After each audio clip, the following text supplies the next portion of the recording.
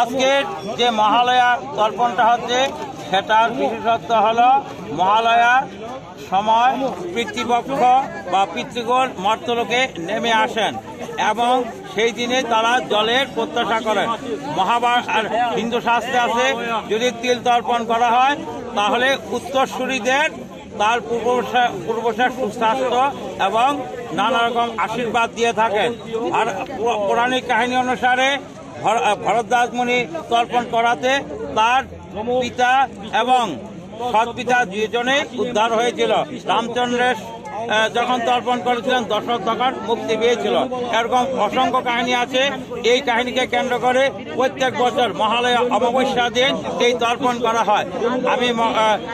আমি মলয় পণ্ডিত সবাইকে বলছি যারাই পিতৃবিয়োগ হয়েছেন তারা অবশ্যই তর্পণ করবেন, কারণ এই একটা দিন অন্তত বৎসরে পিতৃপুরুষ আমাদের জলকাঙ্ক্ষা হয়ে থাকে এবং এর মাধ্যমে নিজেদের বংশের নাম উজ্জ্বল হয় এবং আমরা আমাদের পূর্বপুরুষের চিহ্নিত করতে পারি। আমরা উদাহরণ যদি দেখি যে ভারতবর্ষের ভগীরথ গঙ্গানয়ন করে তার 60,000 পূর্বপুরুষ উদ্ধার করেছিল, সেটা কিন্তু জলের কাহিনী। এইভাবে জলের বিভিন্ন কাহিনীর মধ্যে থেকে আমাদের পূর্বপুরুষরা যে উদ্ধার হয় তার প্রমাণ এই তিল তর্পণ। এবং তিল তর্পণের বিশেষত্ব হলো যে বছরের সব দিন কিন্তু তিল তর্পণ থাকে না, এই সময় তিল তর্পণ করা হয়। আমি সবাইকে ধন্যবাদ জানাচ্ছি। মহালয়া এই মহালয়া পিতৃ তর্পণ, এটা প্রেত তর্পণ।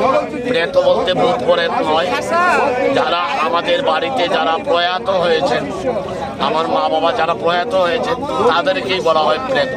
এখানে প্রেত তর্পণ প্রাতঃকাল বছরে এই 15টা দিন ভাদ্রের কৃষ্ণা প্রতিপদ থেকে অমাবস্যা পর্যন্ত এটা প্রেতপক্ষ, এটাকে বলা হয় প্রেতপক্ষ।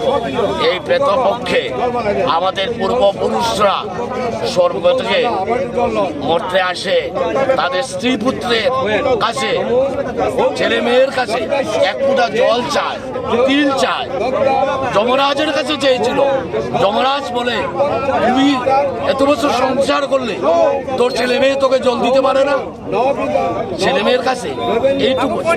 তাই আজকে এই মহালয়া দিনে, এই মহৎ দিনে আবাল বৃদ্ধ বনিতা সবাই আমরা পূর্বপুরুষের উদ্দেশ্যে একটা তিল জল দান করতে, এটাই আমাদের।